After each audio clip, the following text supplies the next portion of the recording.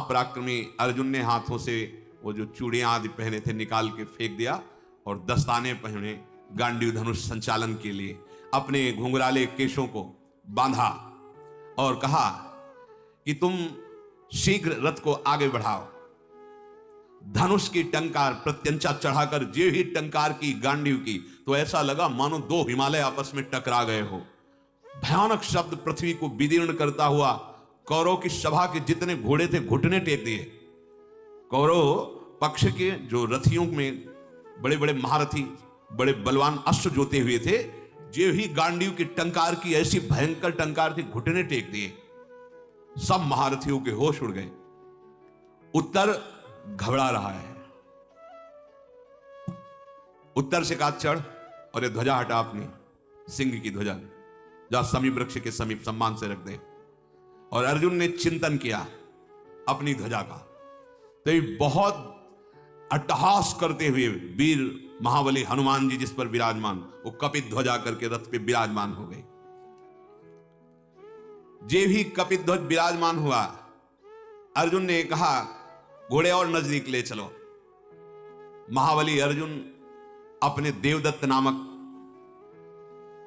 शंख को जे ही बजाया तो सबके रोंगटे खड़े हुए। ऐसा भयानक शंखनाद, वेगशाली घोड़े थरथराने लगे। द्रोणाचार्य जी प्रसन्न हुए, बोले अब समझ में आया, ये गांडीव की टंकार और ये शंख की गर्जना मेरे शिष्य अर्जुन की है। यद्यपि विपक्ष में है पर प्रसन्नता हो रही है। उत्तर घबरा गया, उसने कहा दोबारा शंख मत बजाना, ने हमारे हृदय की गति रुक जाएगी। इतनी जोर का शंखनाद, हमने रणभेरिया सुनी है, हाथियों की चिघाड़ सुनी है, शंखनाद भी सुने, पर ऐसा शंखनाद हमने कभी नहीं सुना। ये तो बहुत, और जैसा शंखनाद वैसे हनुमान जी की गर्जना। हनुमान जी विराजमान है ध्वजा पे, महाबली हनुमान, धनुष की टंकार, हनुमान जी की गर्जना और शंख की ध्वनि, हाहाकार मच गया कौरवों की सेना में। अर्जुन ने कहा सावधान उत्तर, अब दोबारा शंखनाद कर रहा हूं। अब दोबारा जे ही शंखनाद और धनुष की टंकार की, द्रोणाचार्य, भीष्म पितामह, कृपाचार्य, अश्वत्थामा, बड़े बड़े वीर सब सावधानी के स्वर में बोल। सावधान मतलब दूसरी शंख ध्वनि का मतलब अब बाण प्रहार। हमारे शस्त्र छूट रहे हैं, घोड़े अप्रसन्न हो रहे हैं।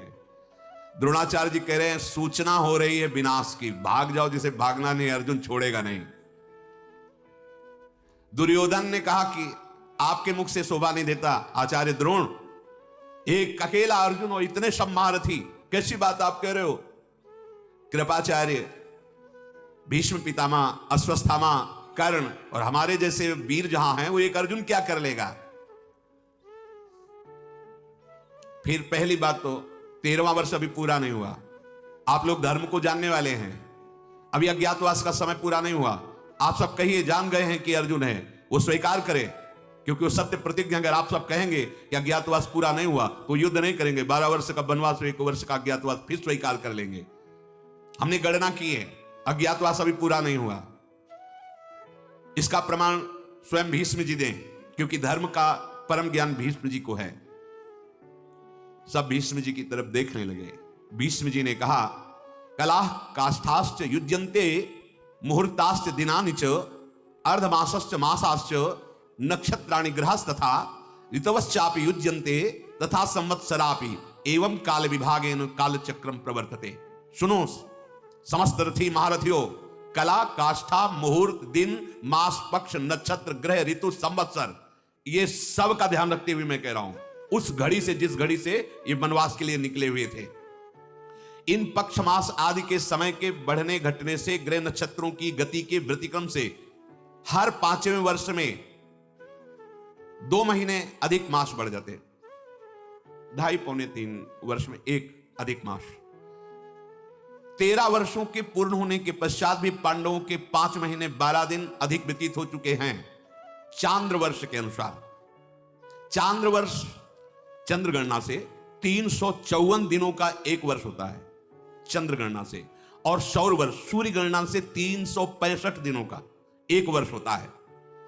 इस हिसाब से सूर्य संक्रांति के हिसाब से पांडवों के 13 वर्ष 6 दिन हुए हैं। 365 दिनों वाली गणना से 13 वर्ष 6 दिन हो चुके हैं। और चांद वर्ष की गणना के अनुसार से 13 वर्ष 5 महीने 12 दिन हो गए हैं, निकल गया। अज्ञातवास पूरा हो गया, चाहे चांद्र वर्ष की गणना से हो या सौर वर्ष की, सूर्य वर्ष, तो दोनों में से ये आगे है। सूर्य की गणना से 6 दिन आगे है, 13 वर्ष 6 दिन, और चंद्र वर्ष की गणना से 13 वर्ष 5 महीना 12 दिन आगे है, इसलिए उनका अज्ञातवास पूरा हो चुका है। पांडवों ने जो प्रतिज्ञा की थी अक्षरशः पालन उन्होंने किया है। अर्जुन ऐसे नहीं है कि वो अपने सत्य धर्म को छोड़ दें। राजा युधिष्ठिर परम धर्मात्मा हैं, कुंती के पुत्र लोभी नहीं हैं, तपस्या और कठिन कर्म करने वाले हैं, वो कभी कोई लोभ से अनुचित कार्य नहीं कर सकते।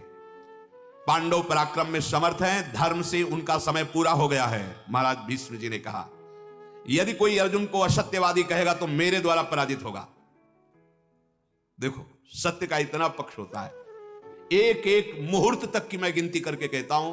सूर्य के अनुसार 13 वर्ष 6 दिन और 5 वर्ष 12 दिन, 13 वर्ष 5 महीने 12 दिन चंद्र गणना के अनुसार। अब इसका कोई विरोध करे, साबित करे आकर, अगर उनको असत्यवादी कहता तो मैं मृत्युदंड दूंगा। अब तो सब शांत। तो फिर युद्ध की व्यवस्था करो, दुर्योधन ने कहा। बिना युद्ध के अब कोई बात बनने वाली नहीं। भीष्म जी ने कहा संधि कर लो, मान जाओ मेरी बात, उसको अपने में मिला लो, आधा आधा हिस्सा कर लो। जैसे इंद्रप्रस्थ में रहते थे तुम हस्तिनापुर में रहो। संधि की क्या बात, मैं कुछ भी बिना युद्ध के देने के लिए तैयार नहीं हूं। ये कुंती पुत्र मेरा क्या कर लेगा।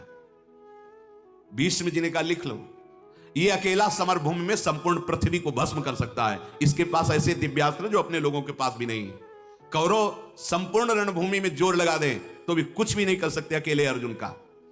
दुर्योधन ने कहा मैं कुछ नहीं दे सकता, संधि कर नहीं सकता, अब आप शीघ्र वही उपाय बताओ जिससे युद्ध में विजय हो। भीष्म जी ने कहा अगर युद्ध ही करना चाहते हो तो मेरी बात सुनो, तुम हमारे राजा हो, 1/4 हिस्सा सेना का लेके चलो हस्तिनापुर, यहां टिको मत। 1/4 सेना का हिस्सा अपनी सुरक्षा के लिए लो, निकल पड़ो हस्तिनापुर, क्योंकि अगर यहां सब बंदी बनाए जाएंगे, आप छूटे रहेंगे तो बात बन जाएगी। पहला प्रहार अर्जुन आप पे ही करेगा, इसलिए आप निकलिए। और 1/4 हिस्सा सेना जो गौएं अपहरण की गई वो हस्तिनापुर लेकर के चले। बकाया जो सेना बची आधी वो हम सब मिलकर के देख लेंगे अर्जुन को। द्रोणाचार्य, कर्ण, अश्वत्थामा, कृपाचार्य, भीष्म जी सबने ऐसी ही सहमति की। भीष्म जी की बात सबको पसंद आई। दुर्योधन ने तत्काल ऐसा किया, एक टुकड़ी सेना ली और हस्तिनापुर के लिए चल दिया। भीष्म जी व्यूह बना करके खड़े हो गए। भीष्म जी आचार्य से कहा, द्रोणाचार्य से आप बीच में खड़े हो, अश्वत्थामा वाम भाग में, कृपाचार्य सेना के दक्षिण भाग में, कर्ण कवच धारण करके सेना के आगे, और मैं संपूर्ण सेना की सुरक्षा के लिए पीछे खड़ा होता हूं। महान धनुर्धर ये सब वीर ऐसा व्यूह रचना की। द्रोण ने कहा कि ये अर्जुन की ध्वजा फहराकर बता रही है कि विजय अर्जुन के ही हाथ में है। रथी अतिरथी महावीर जितने हैं सब सावधान हो जाए, क्योंकि गांडीव पर जिस समय बाण चढ़ेंगे तो संभालना मुश्किल हो जाएगा। ये देखो मेरे 2 बाण चरणों में गिरे आके, 2 बाण कान के पास से गए। भीष्म जी ये 2 बाणों से मेरा शिष्य मेरे को प्रणाम कर रहा है, और 2 बाणों से जो कान के पास गए आज्ञा ले रहा है, तो मैं आज्ञा देता हूं अपने शिष्य अर्जुन को कि वो मुझे भी युद्ध में परास्त करके विजय प्राप्त करे। यह है प्रणाली। गुरु विपक्ष में है पर मर्यादा युक्त, वहां जाके पैर नहीं छूना है, बाणों से चरण स्पर्श और बाणों से ही आज्ञा मांगना। अब तो नपुंसक का जो स्वरूप था वो तो हट गया, तो मानो देदीप्यमान ज्वाला अग्नि की या सूर्य ऐसे अर्जुन चमकने लगे। किसी की सामर्थ्य नहीं हो रही थी कि एकाग्र दृष्टि से अर्जुन को देख सके। अर्जुन ने कहा उत्तर ले चलो सेना के समीप, और उनसे जितनी दूर पर एक बाण फेंका जाता है उतनी दूर पर रुको, जरा मैं देखूं कौन कौन सामने विराजमान है। अर्जुन जी ने देखा दुर्योधन नहीं दिखाई दिया। उसने कहा तो फिर इनको परास्त करने से हमें क्या, हमें तो उसको परास्त करना है पक्का, ये पितामह का ही विधान होगा उसको बचाने को। उसको भेज दिया दूसरी दिशा में वापस। नहीं इनको तो देख लेंगे, आचार्य द्रोण को, भीष्म पितामह को, अश्वत्थामा को, कृपाचार्य को, कर्ण को, पहले दुर्योधन को देखेंगे। ये दुर्योधन नहीं दिख रहा है, इसका मतलब है वो हस्तिनापुर का मार्ग पकड़ करके जा रहा है। तत्काल ले चलो दक्षिण दिशा की ओर। विराट नंदन, इस सेना को छोड़िए और इस मार्ग से चलिए जिधर दुर्योधन जा रहा, पहले मैं उससे युद्ध करूंगा, फिर लौट करके इन महारथियों को देख लूंगा। इस प्रकार अर्जुन की आज्ञा देने पर उत्तर ने अपने घोड़े मोड़े और जिधर हस्तिनापुर की तरफ घोड़ों को काबू करते हुए आगे बढ़ाया। थोड़ी देर में दिखाई दिया श्वेतवाहन अर्जुन को कि दुर्योधन अपनी सेना के साथ जा रहा है। इधर कृपाचार्य जी ने कहा, सावधान, ये तो हम लोगों से लड़ा ही नहीं, हमारा तो सारा का सारा व्यू बेकार हो गया। वो तो जा रहा है दुर्योधन के पीछे और राजा की रक्षा करना हमारा कर्तव्य होता है, सब भागो। देवकी नंदन श्री कृष्ण के सिवा कोई इस समय अर्जुन के सामने नहीं टिक सकता, क्योंकि महान तेज से संपन्न ये अकेला युद्ध करके सबको परास्त कर देगा। अगर दुर्योधन की रक्षा नहीं की गई तो मारा जाएगा। गौवें और प्रचुर धन जो हमने लूटा है वो तो छीन ही लेगा। अर्जुन उच्च स्वर में दुर्योधन के पास पहुंचे और कहा, सुन, ये कुंती पुत्र अर्जुन तुझे युद्ध के लिए ललकारता है, डरपोक, भागकर युद्ध भूमि से हस्तिनापुर की तरफ जा रहा, किसके बल से? और अर्जुन ने इतने बाण छोड़े जैसे आंधी चलती है, मार्ग अवरुद्ध करके सब सैनिकों को घायल कर दिया। युद्ध की मार, जो बाणों की मार खा करके कौरव सैनिक चिल्लाते हुए भागने लगे, मन ही मन सब मनाने लगे कि मैं भाग जाऊं जल्दी से और अर्जुन के बाणों की पीड़ा से बच जाऊं। पार्थ ने सबको घायल करके अपना शंख बजाया। अब तो दुर्योधन घबरा गया कि अकेले हम इससे कैसे लड़ सकते हैं, सैनिकों को तो परास्त कर दिया और महारथी तो पीछे छूट गए। धनुषधारियों में श्रेष्ठ अर्जुन बड़ी वेग से उन ग्वालों को मुक्त किया जो गौओं की सेवा में, और कहा, तुम्हें जो गौएं हैं ये विराटनगर को ले जाओ, अब कोई रोकने वाला नहीं है। अर्जुन ने धनुष की टंकार की और ललकारा दुर्योधन से, अब कहां तू पीठ दिखा के भाग रहा है हस्तिनापुर की तरफ? क्या इसी बल से तूने पांडवों का अपमान किया है? लौट। कर्ण आ गया, क्योंकि कर्ण ने देखा कि अर्जुन उधर जा रहा है। तो धनुर्विद्या में अर्जुन और कर्ण समान है, पर कर्ण ने अधर्म का पक्ष ले रखा है और अर्जुन ने दिव्यास्त्र प्राप्त किए हैं और तब पूर्वक धर्म का आश्रय लिया है, इसलिए कर्ण कमजोर हो जाता। बकाया कर्ण किसी भी, भगवान परशुराम जी से दिव्यास्त्र प्राप्त हो, किसी भी उसमें कम नहीं अर्जुन से। दौड़ करके अर्जुन को रोका और कहा, कहां? दुर्योधन को पीछे देखना, पहले मेरे से युद्ध कर, मैं बहुत समय से जल रहा हूं तेरे से युद्ध करने के लिए, छुपा छुपा घूम रहा था, आज हमारे सामने आया है। अर्जुन को याद आ गया सभा में द्रौपदी को जो कड़वे वचन बोले थे जब दुशासन घसीट के ला रहा था। बाणों की वर्षा कर दी, देर न लगी, उसके सारथी को मार दिया, घोड़ों को मार दिया, ध्वजा काट दी। और कर्ण ने भी बाणों की वर्षा की, पर अर्जुन के दिव्यास्त्र संधान से वो भाग पड़ा है, एक क्षण भी नहीं टिक पाया, भाग पड़ा, छोड़ के सेना भाग पड़ा। जितने भी सैनिक थे मानो जैसे पानी की वर्षा हो रही है, ऐसे बाणों की वर्षा करके सबको घायल कर दिया। गौएं छुड़ा ली और जो गोपगढ़ गौओं की रक्षा में थे उनको भी मुक्त किया दासत्व से और कहा, जाओ ये विराटनगर की ओर गौएं लेकर तुम जाओ। अर्जुन ऐसा कह करके सहसा आगे बढ़े तो विराट पुत्र तेजी से रथ को हाँक रहा था। धनंजय की बाणों की मार से जो दुर्योधन के आसपास सैनिक थे वो सब नष्ट होते चले जा रहे थे। जैसे प्रचंड आंधी वृक्षों को उखाड़ती चली जाती है, ऐसे रथ की सेना, हाथियों की सेना, घुड़सवार सेना, पैदल सेना, इनको नष्ट करते हुए अर्जुन आगे बढ़े। अर्जुन के हृदय में भारी उत्साह। उसी समय कर्ण का भाई लाल घोड़ों के रथ पर बैठकर सामने आया। संग्रामजीत उसका नाम था। उसने अर्जुन को बाणों से बीधना चाहा। एक ऐसा छुरधार नाम के बाण से संधान किया, उसका गला कट के गिर गया। जब ये फिर कर्ण ने सुना कि मेरे भाई की हत्या अर्जुन ने कर दी, फिर लौट पड़ा। अब वो अर्जुन से बड़े बल से युद्ध कर रहा है। कर्ण का साहस देखकर अर्जुन ने कहा, देख तेरे इस साहस और तेरी गति को, अभी तो भागा था, अभी मैं फिर रोकता हूं। गरुण चिन्ह वाले बाणों से संधान किया, घिर गया। कर्ण को कुछ दिखाई नहीं दे रहा, बाण ही बाण। क्षण भर में उसका फिर घोड़ा, रथ, सारथी सब नष्ट कर दिया। अर्जुन ने जब घोड़ा, सारथी, रथ नष्ट किया तो कर्ण फिर पीड़ित होकर भाग पड़ा। अर्जुन के सामने द्रोणाचार्य जी ने कह दिया था, इस समय उसके सामने कोई नहीं टिक सकता। अकेला अर्जुन पूरे त्रिभुवन पर भारी है, क्योंकि तप, धर्म और दिव्यास्त्र तीनों से परिपक्व है। पितामह भीष्म, द्रोणाचार्य, कृपाचार्य ये तब तक पहुंच चुके थे।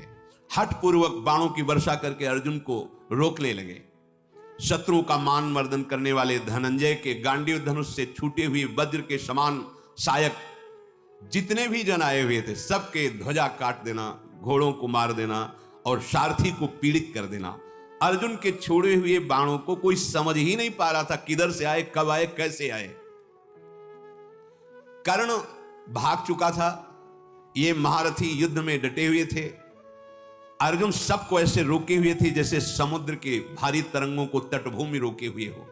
तत्काल भीष्म जी ने व्यूह रचना संकेत से की तुरंत, क्योंकि बहुत बड़े महारथी अर्जुन जी हैं।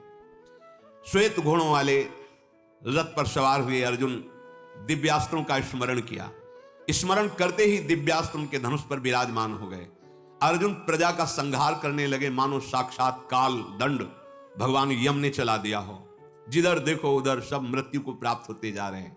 ऐसे ऐसे अग्निबाण जो पूरी सेना को भस्म कर रहे हैं, मानो आग की ज्वाला प्रकट हो। किसी की ताकत ही नहीं थी कि अर्जुन की तरफ देख सके। सब दिशाओं में दोनों हाथों से बाण संधान कर रहे हैं, दाएं बाएं घूम घूम कर अलात चक्र की भांति। किसी को लक्ष्य नहीं बन पा रहा अर्जुन के मारने का, इतनी शीघ्रता से अर्जुन बाण संधान कर रहे हैं। अचिंत मन बुद्धि वाले शूरवीर अर्जुन ने रणभूमि में ऐसा पुरुषार्थ दिव्यास्त्रों का दिखाया, द्रोणाचार्य जी को 73 बाणों से बेंध दिया।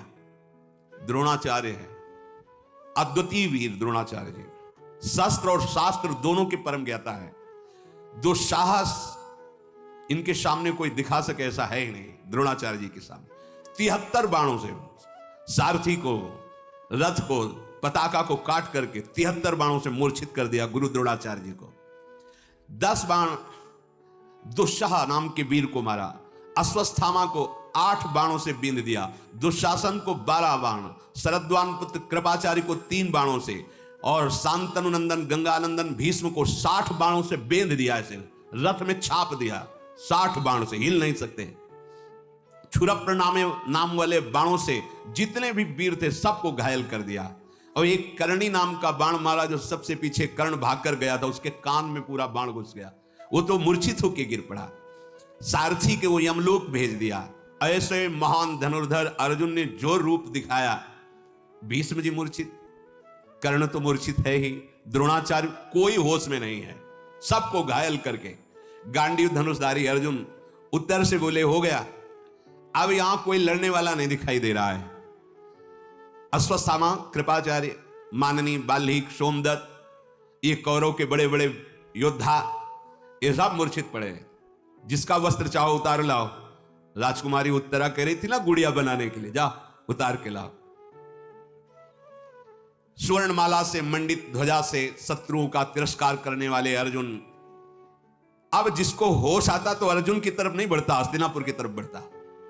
मान लो जिसको चेतना जागृत हुई, रथी वो सारथी मरा हुआ पड़ा तो रथी ही रथात के भाग रहे हैं, कोई वहां नहीं। जब तक मूर्छित रहे वस्त्र जिन जिन के बकाया सब, अर्जुन सिंहवत खड़े रहे। उस समय अर्जुन की तरफ लौटने वाला कोई वीर नहीं था।